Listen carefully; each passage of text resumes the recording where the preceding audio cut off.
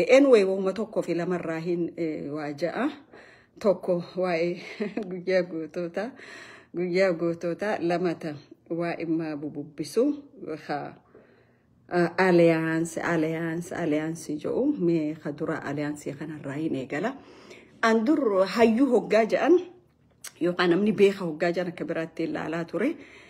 Garuu beeka keessa doofaan akka jiruun arke. Hayyuu keessas wallaalaan akka jiruun arke. Kun nama ajaa'ibsiisu maaliif jennaan wanni barate san qalama mataa isaatii waan ifiitti jiraatu malee waan Oromoodhaaf bu'aa qabu miti ka barate. Of course namni waggaa baratu waan mataa isaatii bu'aa qabu barata. Haa ta'u waan mataa isaatii bu'aa qabu san keessa barate quuqama sabaa qabaa jechuudha. Waa lama wal cinaa laalee kaayee laalaa jira. Waa'ee warra kaabaatiif warra keenyaa kana warra keenya Oromo hennaga Oromo henna laalaa jira. Hayyoonni Oromo ka ifiin jiru kun hangamta akka warra kaabaa kanarraa buqqa'uu hin barbaanneen arka kun safuudha. Safuudha tokko maal gaafii deebii ni jijjiraata miidiyaalee kanarraa waa hedduun laalee arka maaliif jennaan an Oromoon if dandahee jiraachuu qabaa. Ifi amanee qabsoo isaa gaggeeffachuu qabaa. Aliyaansii uummachuu qabaates aliyaansii akkam uummachuu qabaa. Alliancein kuni fi isa jiddu seenaan dabarte maal fakkaatti ta'arraa maal fakkaatti jedhee ilaaluu qaba. Alliancein inni wajji uummatu kun Oromoodhaa wajjin Oromoodhaaf ilaalcha akkam qabaa ka jedhu ilaale jechuudha. Kanaaf duraan dursa sirni Itoophiyaa kun diina Oromooti. Maaliif warra kaabaa kana wajjin keessaafuu warroottan akka faannoo kana wajjin diina tarsiimooti isaan diina guddaadha Oromoodhaaf. Garuu maaliin arka hayyuu ifiinja maqaan hayyuu kunis ni sablate Oromoo biratti beektota garii ni beeyna ifiinja'anii garuu akka isaan wallaalootaan akka ifilaalaniin barbaada. Maaliif jennaan ummata haga kaleessaatti Oromoo irratti lola banaa jiru ummata haga kaleetti Wallagga Bahaat irratti shanyii duguuggaa Oromoo irra gaggeessaa jiru. Yoo warra kana wajjin walii gallee kiiloo 4 keessa OPDO tana ariine maal qaba Oromoon kana fudhachuu qaba. Maaliif faannoo wajji walii galuun maaliif nama ajaa'ibsiisee jira. Maqaadhaaf beekaadhaaf inja maqaaf hayyuudhaaf inja. Okay. Akkamitti warra arrallee hayyoonni isaanii haa ta'u doktorri isaanii ilaalcha isaan Oromoo qaban ni agarra. Haga kaleetti ajjecha isaan Oromoo irra gaggeessaa jiran ni agarra. Akkamitti namni Oromoo tokko Oromoon keessaafuu warri mirga Oromootiif ni falmina jedhu faannoo wajjin hariiroo uummachuu qaba. Mee gaafiin qaba. Faannoodhaa hojii hariiroo uummatta. Maalirra walii galtee hariiroo uummatta? Inni nuu laftinii fi samiin keenya ja'a maal irratti dhaabbattee eessa dhaabbatteeti isaanii wajjin hariiroo uummataa jechuu barbaadeeti. Okay. Uummata kaleessa amma namni warri kun waan ajaa'iba isinitti ta'u dhumaatii amma murni faannoo ifiin jedhu kun Oromoo irratti gaggeessaa jiru tokkorraan dubbanne. Kanneen warra gartee ammallee baandummaaf qopheessee faannoon amaarri seene biyya san qabate isaan aangoo adda addaatti kanneen harreen fe'ina barbaaddu dirree musaafiraa dhayxii jedhanii amma isaan dirree musaafiraa dhaquuf qophaa'an jechuudha. Harreen fe'ina barbaaddu dirree musaafiraa dhayxii hoggaanya musaafira kana namni garii yoo galuu fi dhabe. Harree ganda waa itti fe'an afuunfattee dhayxii jechuudha. Warri fe'amuu bare arralle faannoo hojii aliyaansii uummanni maalii jedha. Faannoo wajjin aliyaansii uummachuurra Oromoo jidduutti nagaa fidanii akkamitti Oromoon nagaa waliin tarkaanfataatu irra bu'a qabeessa irra Oromoollee fayyada jechuudha. Warri arra julmaadhaan Wallagga Bahaa keessatti nama fixaa jiru kun boru hoggaa aliyaansii wajjii uummattee dhufte maal waliin godhuu deemtan walumaanuu maal godhuu deemtanii jechuudha. Jalqaba hullaalamuutu irra jira. Lama takhaniin jedhu hayyoonni Oromoo kajaan kun maaliif warra kaabaa kana jalaa bahuu didan? Maaliif warra miidiyaa isaanii irraa wacuus isaanii hoggaa hedduudhaan arka.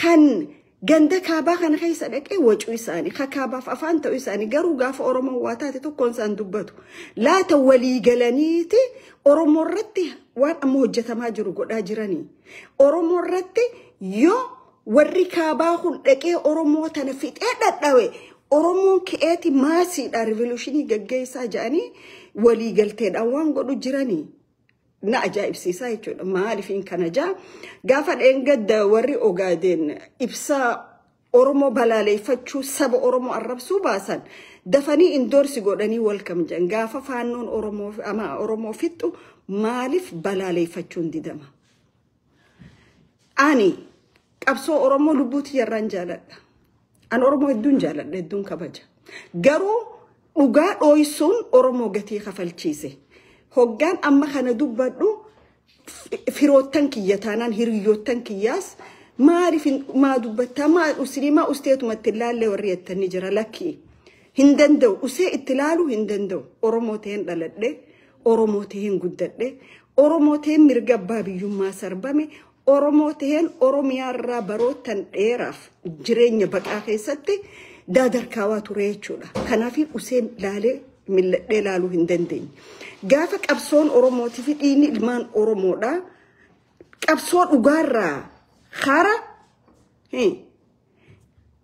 khara nagada deebi'u I cannot just sit and watch okay tanaaf faannoo jin alliance uumuun maaliif haaree namatti maa nama waccisiisa kajoo isiniin kun warra kalee olola adda addaa miidiyaarra oofee Oromoo gatii kafalchiisaa ture jechuudha dhengadda mootummaa san wajjin waan mootummaan san fedhu jechuudha gatii hedduu kafalchiisaa turtan arra mooraala kamiin dubbattanii jechuu barbaadeeti karaa kaaniin warri yookaan jarri eessuma ta'uuf jarri adeera ta'uuf yookaan adaadaa ta'uuf Oromoon arkattuus jarri kun arkattuus lachuu nuu tokkoo hajjatan lakkii nuuf tokkoo miti yoo gartee eessumman keessaniif quuqama qabdan warri ka doktoroottan garii ka dawaan sammuu irraa dhumte ka gabbaatanii akka harree halaaqtan if keessa deebi'a alaala waan jechaa jirtan jechuudha qabsoo ummata Oromootiif kan murteessu isinii miti abadan isinii miti qabsoo ummata Oromoo ka gaafa feetan hallayyaa feetan neexan gaafa feetan abbaa feetanitti heerumtan gaafa feetan abbaa feetan irraa divoorsi gootanii warra biraa bira dhayxan qabsoo Oromoo bakka buutan ummanni Oromootillee bakka isiniin buufan kana hoggaan ja'u an waraana bilisummaa Oromoo maqaa dhawaan jiru waraanni bilisummaa Oromoo waraanni bilisummaa Oromooti waraanni bilisummaa Oromoo haqaaf manaa bahe dhugaaf wareegamaa jira garuu kaampaanii maqaa waraana bilisummaa Oromootiin naggaddu tan kanaan socho'uu jirtuun baanaa jechuudha. Oromoon maaliif dhugaa dubbachuu sodaata? Miidiyaan Oromoo maaliif dhugaa gaafachuu sodaata? Takka duraa Oromoo miidiyaa afaan Oromoo dubbatu malee miidiyaa Oromoo hin qabu je'een daale jechuudha.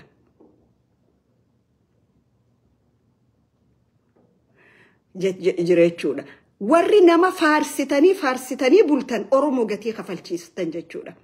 Nama faarsanii buluun karaa naman ceesiftu. Dhugaa walii himanii dubbachuu qofaatu galmaan nama ge'a. Nama faarsuu yoo taate mootummoota angaawoo gurguddoo warri faarsan deebi'aniiti gaabbaa jiran. Warri kalee Ameerikatti pirezidaantii arra jiru kana file arra maaliif fillaadha jiran jechuudha gaafa badiisaa argan. Kanaaf warri nama faarsuudhaaf oriitan suuta ja'a faaruudhaaf yeroodha qabna. Faaruuf yeroo qabna boru wal faarsina. Garuu arra waan bade sirreessuutu dursaa jechuudha. Waan bade sirreessuutu dursa. An nama ijaan qaba sammuun qaba yaaduun danda'a. Cal je'ee akka harree fuula dura harree sanuu baala gaarii ifuma dura deemee odoon if cinaa lameen hin deemne qabsoon godhamtu hin jirtu jechuudha.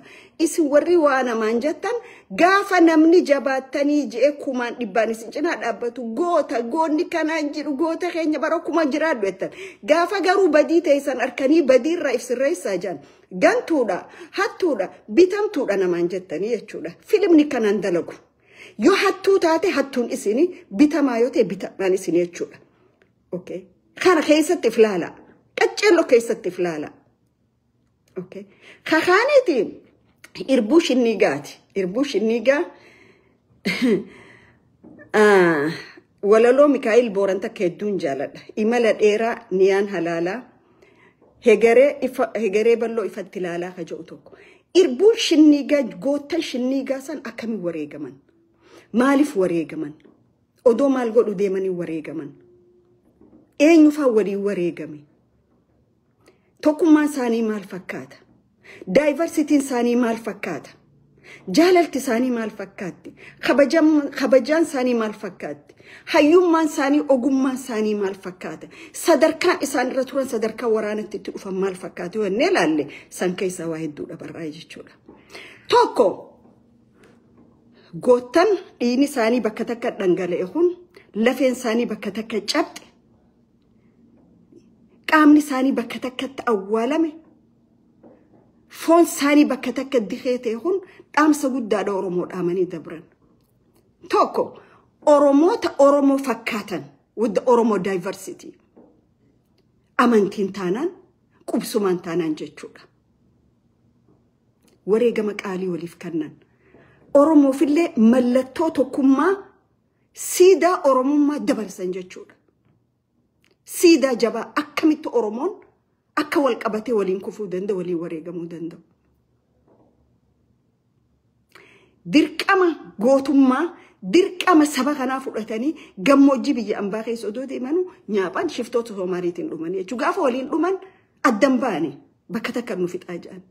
Fakkii nuu ta'an, fakkii gootootaati, fakkii leencootaati, fakkii oromummaati, fakkii siidaa bara baraati. Seenaa isaanii olaalle wareegama isaanii san akka isaan itti wareegaman san irraa barnoota bara baraa fudhachuu dandeenya jechuudha. Irbuu shinniigaa hoggaa jennu irbuu gootan shinniigaa baafnu hoggaa jennu itti naggannaa miti. Kaayoo isaa wareegamaniif san galmaan geenyu hoggaa jennu wareega kannine itti cabnee tokkummaa ititaa jaalala oromummaa onnee sabboonummaatiin deemne kaayoo isaanii galmaan geenyaadha. Arra sanii jirra lakki. Warri ma irbuu shinniigaa je'ee fiigu kun irbuu shinniigaa tokko ka duraa adda bilisummaa Oromoo jalatti. Qabsoo bilisummaa Oromoo ta'a ba'oodhaan gaggeeffamtu. Waraana bilisummaa Oromoo adda bilisummaa Oromootiin gaggeeffamu jechuudha. Irbuu shinniigaa. Irbuu shinniigaa gootan kun dhaaba arranii maqaa baafate kana jalatti miti ka wareega kana kanne. Kaayoo adda bilisummaa Oromoo ABO jalatti. ABO maal fakkaata? Kana keessa deebi'anii laaluun ni danda'ama jechuudha. Jaarmeen adda bilisummaa Oromoo, waraana bilisummaa Oromoo, kahayyuu duree adda bilisummaa Oromoo Jaal Magarsaa Barii tiin hoogganamu. Achi keessa itti aanaa jira. Ajajoota adda addaa jira. Ka arraa kunoo afooshaan arraa tunoo maal fakkaatti? Afooshaan amma irbuu shinniigaa ettee yaatutun dhugatti irbuu shinniigaa fakkaatti. Dhugatti shurufkaa irbuu shinniigaa qabdi. Kan hoggaan jiru waraana bilisummaa Oromoo dirree falmaa jiru dubbachaan jiru an. Kabajaa guddaan qabaaf jaalala guddaan qabaaf. Irbuu shinniigaa akkinti baasan akkana. Oromoota ijaarame diigaa waraana irratti kaasaa zoonii irra kaasaa Oro faannoon qaalii Oromoo bilisummaadhaaf gaara seente akka feetetti odiiga xariyaa hankaan hin dubbadhu hafa keessan gatii beeytaniif haa taa'u garaa haa nyaatu coraa jedha. Zoonii tokkoon dhuunfadheechaa zoonii tokkorra duula banaa. Abalu narra mul'ata qabaa jiraachuun qabu jechaa. Abalu narra haasawa beekaa jiraachuun qabu jechaa. Irbuu shinniigaa akkana baaftanii. Gootan shinniigaa akkana wareegamanii. Muudama gandaa kannaa irbuu shinniigaa gaggeeffamte. Muudama qabaleen wal jaaraa irbuu shinniigaa gootan san wareegamanii. If keessa deebi'a if laala. Yoo tarrisiyattan tarrisuun danda'a. jaalladhi irbuu shinnigaa waan fakkaatan tarrisee har'aa kunis waan fakkaatan tarrisuu hin dandeechu tarre. Irbuu shinnigaa qabsoo hadhooytuu gaggeessan dirree Oromiyaa keessattis. Qabeenya waraanaatiin Ugaandaa fi Taanzaaniyaa jidduutti boqqolloo naggada boqqolloo irraan oolchine maallaqa uummataa. Fafni keessa meeqaa himamee meeqaa usama. Sanuu diraamaa akka burtukaan namarra hojjechuuf carraa hixan. Nama sadii hiriirsitanii diraamaa namarra hojjechiisuudhaaf warra loqoda isii qabu.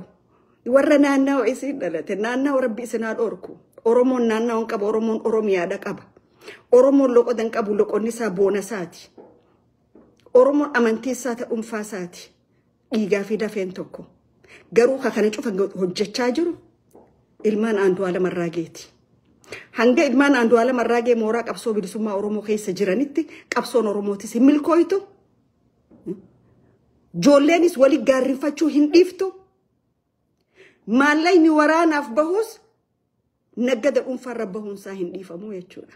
Ani lafa na jalaan martan waa takka nan gootan nan jiraachiftanii jechuudha. Annama I'm very independent person. Garuu naguba wanni Oromoo akka baansiidhaan naguba jechuudha. Ibidda ta'een na bilbilchaa jechuudha. Ibidda ta'een naguba.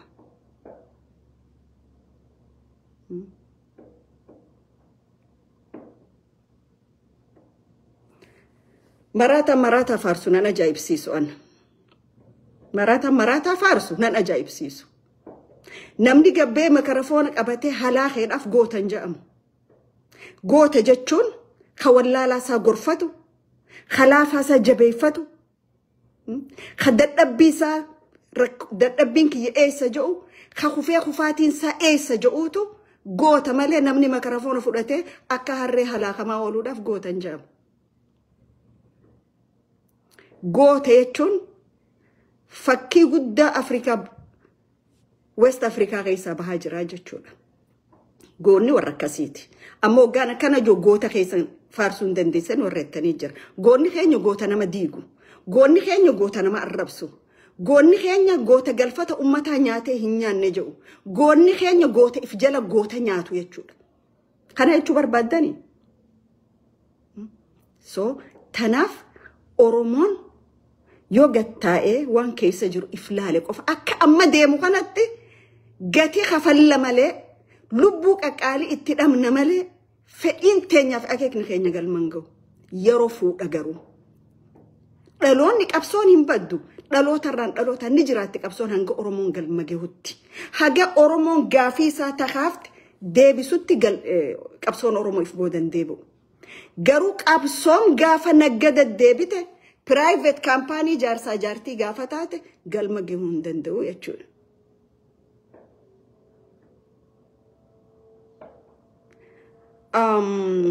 I think warri sareettan kun miseensa saree guddisu isin keessa jiru hogganoota keessanii garii saree guddisaa deemaa isaaniin jaa isaan laalti annan laaltu tanaaf waa faarsuu dura maal dubbannaa jaa waa jechuu dura maal jennaa jaa irbuun shinnigaa seenaa mataasaa qaba kaayoo imala shinnigaa imalli finfinnee eessa dhaqe Oromoodhaaf deebiftanii imalli finfinnee eessa dhaqe finfinnee marsineettanii miti eega finfinnee marsitan eessa geessanii ummataaf himtanii okay eessa geessan jalaa deebitan moo kara biraat deemtan imala irbuu maali jettan imalli kun hin dhumu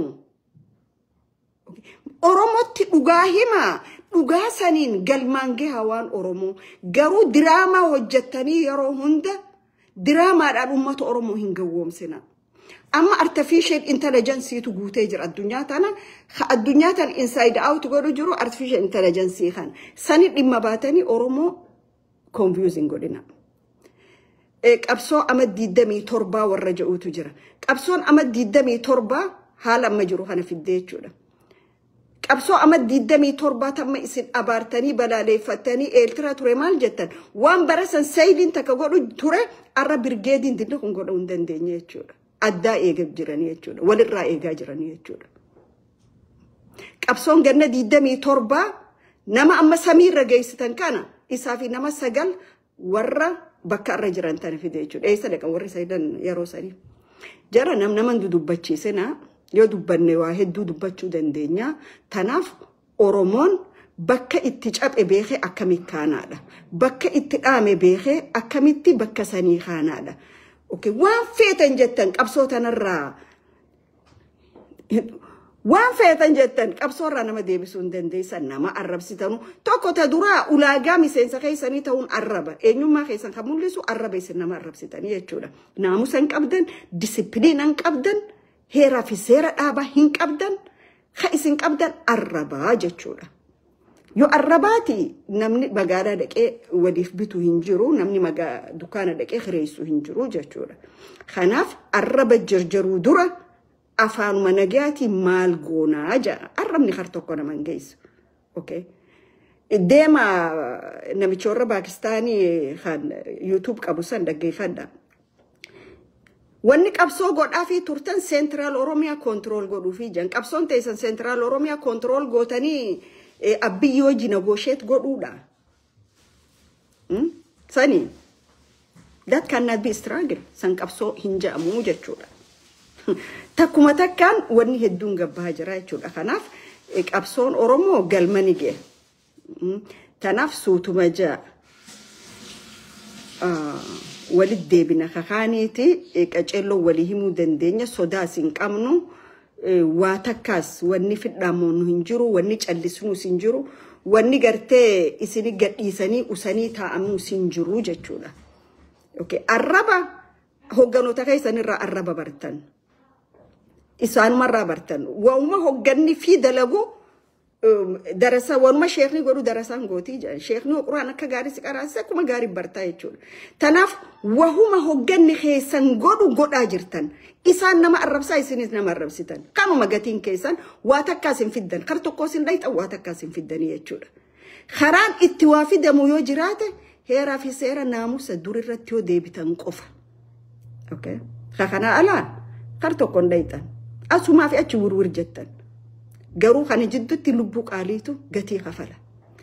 Isin lubbuu wareegamtu tanaaf gatiin qabdan. Maaliif ilmaan warra arraagee umaatiin Oromoo kar tokkotti isin hin qoysitu jechuudha. Maaliif horiin waraanaa bahu abbaa malkaa bira ta'a, abbaan malkaa horii ummataa irra ta'a, daldala dhuunfaa keessaniitti waan jirtaniif ummata Oromootiif dhimma hin qabdan. Oromoon fedhee du'e dhimma hin qabdan. Maaliif jennaan abbootii teessanii dur Oromoo ajjeesee shaffatee gaara seene waan ta'eef wahuma abbootiin teessan godhaa turtanii jechuudha. Kanaaf waa takkaas hin gootanii naannawaa adda addaatti namni firoota sii beektan namni isii beektan jettanii nama doorsiftanii xurii qeensaa haga qeessaa takka fira kiyya kachi jirurraa waa kaasuu hin dandeessan. Xurii qeensa jalaarraa fuudhuu hin dandeessanii jechuudha. Yoo barbaadan naman gaafatina anuu isiniifin kanna bakka firri kiyya jiruu fi bakka warri keenya jiran anuu isiniifin kanna. Waan maallaqa baaftanii barbaadaniif hin qabdanii jechuudha. Kunuu maal isin garsiisa hangamta akka isin waslaataa taatan isin garsiisa jechuudha. Fayyaa galatoomaa wanni isin gootanii fi irbuu shinniigaa walitti hin deemu irbuu shinniigaa dhiiga shinniigaa ka bakkatti godhu gumaa dhiiga shinniigaa ka baasu qabsaa'ota Oromooti warra akka isaaniitti wal qabatee gandaan amantiin qabaleen araddaan onaan adda waliin baasini wareegama waliin kannu dhaloota keessatti walitti dhufee baasee jechuudha gumaa isaanii. Isin gumaa isaanii baasuu odoon ta'in maqaa isaaniitiin naggadu jirtanii fayyaa tahaa galatoomaa baga jiraattan nagatti.